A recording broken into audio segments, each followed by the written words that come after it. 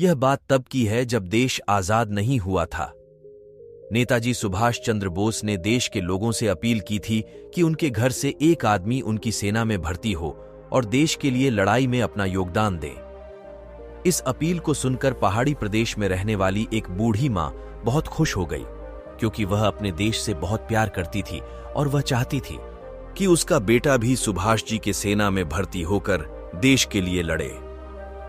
जब बूढ़ी मां के बेटे को उनकी इच्छा पता चली तो वह भी खुशी खुशी सेना में जाने के लिए तैयार हो गया और अपने माता का आशीर्वाद लेकर सेना में भर्ती होने के लिए पहुंच गया। इस सेना में भर्ती होने के लिए कर्नल जब सबसे पूछताछ कर रहा था, तब कर्नल ने लड़के से पूछा कि वह कितने साल का है और उसके घर में कौन कौन है। कर्नल के सवालों का जवाब देते हुए लड़के ने कहा कि वह 21 साल का है और उसके घर में वह इकलौता बेटा है और उसकी बूढ़ी मां है।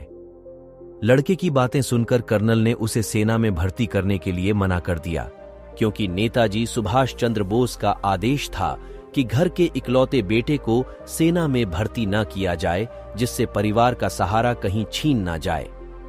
हालांकि लड़के ने कर्नल की बहुत विनती की और उसे सेना में भर्ती कर लेने के लिए कहा, लेकिन कर्नल ने उसकी एक न सुनी और उसे घर वापस लौट जाने के लिए कहा। निराश होकर लड़का घर लौट गया और सारी घटना अपनी मां को बताई। इस दुख को उसकी मां सहन नहीं कर पाई और उसे आखिरी कुछ शब्द बोलकर वह अपना देह त्याग गई। मां का अंतिम संस्कार करके लड़का फिर से सेना में भर्ती होने के लिए वहीं पर वापस लौट आया और वापस लौटकर उसने कहा कि अब उसके पास कोई परिवार नहीं है। उसके परिवार में एक सदस्य जो उसकी मां थी, वह भी उसे यह कहकर चली गई कि वह आज से उसकी मां नहीं है, क्योंकि वह उसकी देशभक्ति के रास्ते में रोड़ा बन रही है, इसलिए उसे उसकी मां कहलाने का हक नहीं है और उसकी असली मां भारत माता है। इन सारी बातों का नेताजी को जब पता चला तो उन्होंने इस देशभक्त माता को श्रद्धांजलि दी और उनके बेटे को सेना में भर्ती कर लिया और उन्हें कप्तान की पोस्ट पर नियुक्त कर दिया। दोस्तों, ये होती है सच्ची देशभक्ति और ये होता है देश के लिए बलिदान।